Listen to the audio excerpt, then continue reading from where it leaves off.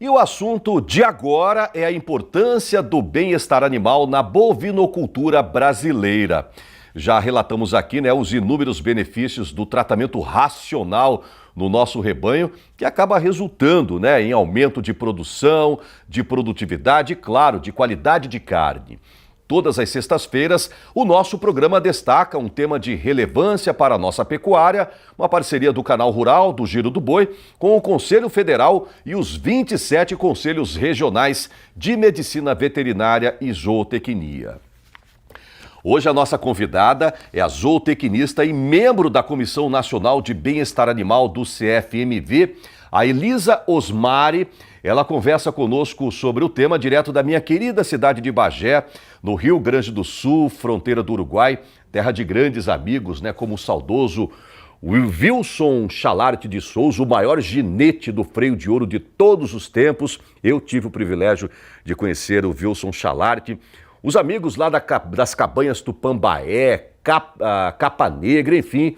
Bagé também está sediada na cidade de Bagé, a querida Embrapa Pecuária Sul, E de lá, como eu disse, fala ao vivo a querida Elisa, membro do CFMV sobre bem-estar animal. Elisa, muito bom dia, seja bem-vinda ao Giro do Boi. Antes de tudo, um bom dia, Mauro, bom dia a todos os ouvintes. Eu queria aproveitar também esse momento para a gente destacar também a campanha de recadastramento profissional que está ocorrendo desde o início do ano, pelos Conselhos Federais de Medicina Veterinária, que ele vai permitir ao profissional que se atualizar e recadastrar, que ele usufrua também não só da carteirinha plastificada, como também de uma carteirinha digital. Então, só aproveitar esse espaço. Ótimo. E também agradecer a comissão que eu participo, além da Comissão de Bem-Estar Animal do Comitê Federal, eu participo também da Comissão de Pecuária Orgânica do CMV Regional do Rio Grande do Sul. A gente tratou desse assunto recentemente, eu acho que uma colega sua, lá direto de Porto Alegre, da capital do estado, falando sobre o crescimento da pecuária orgânica. Tem muitos gaúchos que estão procurando o pessoal da comissão do Conselho Federal e do Conselho Regional Gaúcho de Medicina Veterinária, sabe para quê? Para baratear o custo de produção. Pecuária orgânica é tão bom, porque além de ser é diferente, o manejo é diferente. É claro que você precisa de uma estrutura, tem que saber lidar, tem uma série de coisas que você não pode implementar na criação de carne orgânica, mas no final acaba sendo bem mais em conta você produzir um animal orgânico. E tem muita gente procurando eles lá para poder ajudar nisso também. Mais detalhes é só você entrar no site do Giro do Boi, escreve lá Pecuária Orgânica, você vai rever essa entrevista que eu fiz com uma colega da Elisa.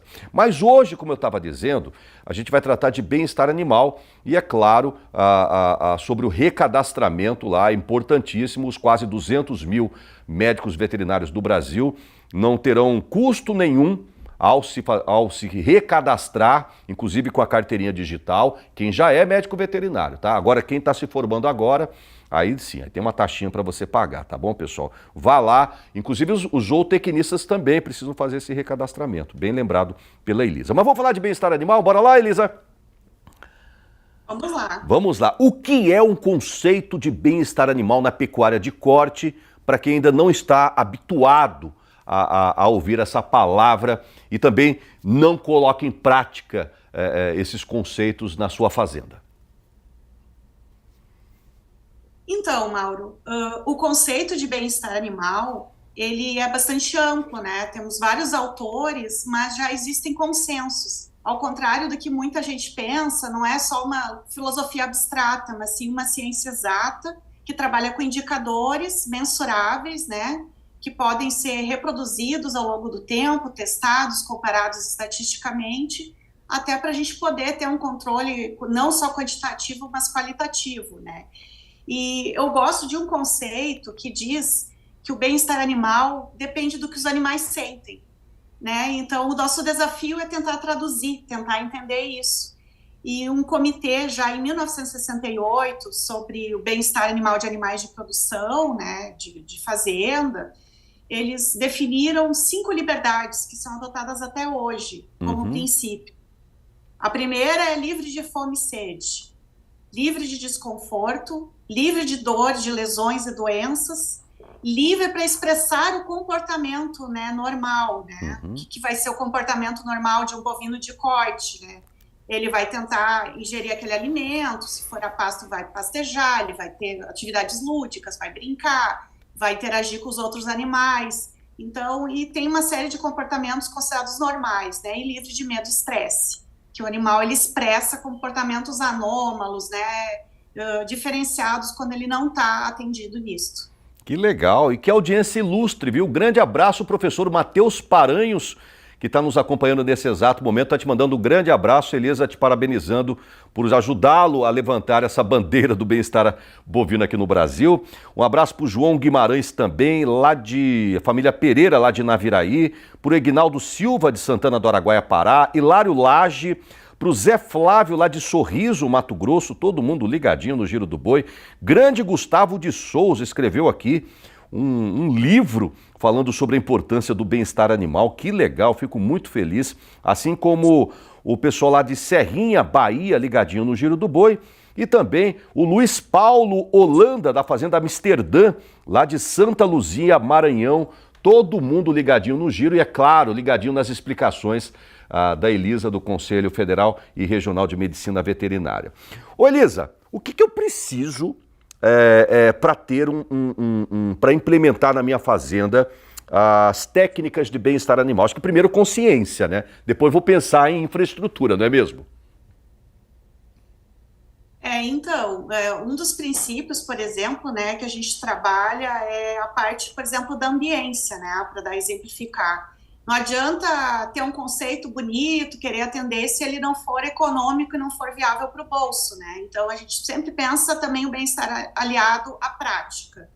E desses exemplos, por exemplo, tem um índice chamado Índice de Temperatura e Umidade, né, o ITU, né, de Armstrong, lá de 1994, né? Então, mas é bem recente ainda o bem-estar animal. E a partir desse índice, com esses dados climáticos de cada região, a gente consegue calcular o quanto aquela vaca, né, ou aquele boi, aquele bovino, está dentro da sua faixa ideal de zona de conforto térmico. Se esse animal fica fora dessa zona de conforto, ele começa a sofrer o estresse térmico, né? Uhum. E aí nós estamos num país continental, com vários climas, mas é um país tropical. E a partir, por exemplo, do índice 72 a 78, que é considerado ameno, não é nem moderado e nem severo, que, por exemplo, geralmente é fora do verão, já existe algum estresse térmico, né? Em 7 dias, por exemplo, uma vaca pantaneira, que embora é Bos Taurus, que é uma raça adaptada, né? Uma raça que se adaptou, por exemplo, para o Pantanal, ela não tem problema, mas passa 60 dias nesse mesmo nível, em torno de 78, já cai a viabilidade, por exemplo, dos oócitos, né? Se tu quiser fazer uma transferência de embriões, ou mesmo a monta natural já vai ter prejuízo nisso. Então, isso vai repercutir lá na taxa de desfrute, sem ter esses cuidados, por exemplo, uma simples sombra, né? Então, vale a pena a gente investir nessa parte. Então, impacta diretamente no bolso do pecuarista, né? Bem-estar animal é sinônimo de produção e produtividade, Elisa. Exatamente. Se eu não trabalhar, por exemplo, com uma infraestrutura ideal, né? Às vezes a gente pensa, é um grande investimento, né? Só que a gente tem que ter um planejamento, né? Pega e faz a depreciação, uma hora vai ter que restaurar, por exemplo, o curral, ou vai planejar um novo curral, ali é o momento de planejar esse aporte, nem que seja aos poucos, né? E quanto mais o teu sistema for similar ao sistema natural, menor o teu investimento. Agora, à medida que vai intensificando, vai trabalhando com confinamento, ou semi-estabulado, os investimentos passam a ser um pouco maiores. Mas, por exemplo, o curral anti-estresse é um conceito que serve de forma mais global, né? É um curral que vai ser adaptado ao comportamento natural do animal, ele vai ser mais arredondado, vai ter as laterais vedadas na hora do tronco, né, na entrada do tronco, e vai fazer que esse animal fique menos estressado, ele vai circular mais calmamente, vai dar menos problema de animal pular, fugir, sempre tem, né? Os animais mais agitados. Mas mesmo assim, quem nunca viu essa vantagem. Quem nunca viu um animal quebrando, né, na fazenda por ser reativo, né, Elisa? Coloca essas imagens de volta aí, ó, só para a Elisa isso, perfeito. A gente estava falando de criar... Essas imagens que você está vendo aí, Elisa, nesse exato momento, e o Brasil inteiro, são algumas técnicas de bem-estar animal implementadas em confinamento. E eu me lembro que nós estamos chegando agora na temporada de confinamento no Brasil. Esse é meu amigo Anthony Luenenberg, da nossa parceira de conteúdos, a MSD Saúde Animal. É uma técnica que ele intitulou de aclimatação. Repare que ele fica passeando, os vaqueiros... Na verdade, esses vaqueiros são apresentados para o boi confinado. Aí ele passeia, aí leva... Olha, aqui está água para você beber, tá bom, boi? Agora você vem aqui, esse é um coxo onde você vai comer. Agora vamos ali dar um pulinho ali no curral, vamos ali passear. Ele leva 2, 3 vezes por dia o animal até o curral. O animal passa pelo tronco, porque ele vai precisar passar algumas outras vezes, para ele se conhecer, se adaptar àquela ambiência ao qual ele será criado. E eu acho muito bacana. E Mauro, onde é que eu ganho em implementar uma técnica de bem-estar animal? Na esfera sanitária, né, Elisa? Não sei se você concorda comigo. Você vai ganhar, por exemplo, na eficácia do medicamento que você aplica no seu animal, não é mesmo? Perdão, eu só ouvi o sanitária, Mauro. Eu estava dizendo o seguinte, que na esfera sanitária, o pecuarista, um monte de gente me perguntando onde é que eu ganho, ele vai ganhar numa eficácia e talvez até numa economia na aplicação de medicamentos. Porque o animal menos reativo, ele responde melhor aos medicamentos que são aplicados nele, não é mesmo? Com certeza, vai ter uma repercussão muito grande, né? Porque, por exemplo, tanto a nutrição, o manejo correto, né? A seleção por animais, assim, que tem um temperamento mais brando, né? Tem medições nesse sentido, por exemplo, um conceito chamado distância de fuga, né? O quanto esse animal vai percorrer, vai se afastar do tratador, do ser humano que se aproxima, ou o tempo de saída, por exemplo, dele do curral, né? Quanto mais rápido ele se afastar, pior é. Então, isso tem a ver com a genética, mas tem muito da ambiência. Sim. Então, esse manejo correto, esse treinamento e a idade que vai aumentando os animais tende a facilitar e a diminuir esse índice de temperamento. E quanto menor esse índice, maior ganho de peso e menor o gasto com medicamento, com machucados, né? Não vai ter problema com nada pontiagudo. Então, é uma economia e ainda protege o trabalhador, né? Que se ele tiver um tablado, tiver um sistema animal, né, mais calmo, ele tem menor chance de sofrer acidentes trabalhistas. Então, é uma dupla vantagem. É verdade. Grande Jaqueline Sala, lá de Vitória da Conquista, Bahia. Obrigado pela audiência, a você. Obrigado também ao pessoal do Mato Grosso do Sul. Paulo Afonso Lauter, lá da minha querida cidade de Chapadão do Sul, terra de grandes amigos. Parabéns pela entrevista falando sobre bem-estar animal. Grande Ney Silva, um abraço para o Miguel Nunes e também para o Humberto Moura, tá? Que está acompanhando o Giro do Boi, te parabenizando, Elisa, pela iniciativa e por você levantar essa bandeira do bem-estar animal. E tem gente perguntando aqui, qualquer tipo de gado a gente consegue implementar as técnicas, inclusive em taurinos, inclusive são perguntas vindas aí da região sul do Brasil. Com certeza, né? Eu estava comentando antes o exemplo da vaca pantaneira, embora ela é adaptada, ela é um exemplo de bós tauros, né? Tauros. E o animal taurino, ele geralmente, né? Claro que isso varia conforme o tipo de seleção, ele tende a ser mais calmo e a ter índices menores, né? Nos trabalhos estatísticos, né? E qualquer velho campeiro ou peão acostumado já percebeu que trabalha com animal cruzado ou animal zebuíno puro, que o taurinos tende a responder melhor, serem mais calmos, né? Então, facilita muito o manejo. E a parte ambiental tem maior impacto na parte de ambiência, o uso de sombras, por exemplo, vai ter um impacto muito maior até nesses animais que têm maior problema pelo fato de terem glândulas sudoríparas menores, né, para eliminar o calor. Isso sem contar na qualidade de carne, tempo de prateleira, né? Animal menos reativo, animal reativo interfere muito no pH da carne. E depois fica difícil você pegar aquela carne e o animal mais calmo, manso, tranquilo, não, a carne é de melhor qualidade, você consegue até passar mais tempo com ela na prateleira, vai interferir no seu paladar, enfim.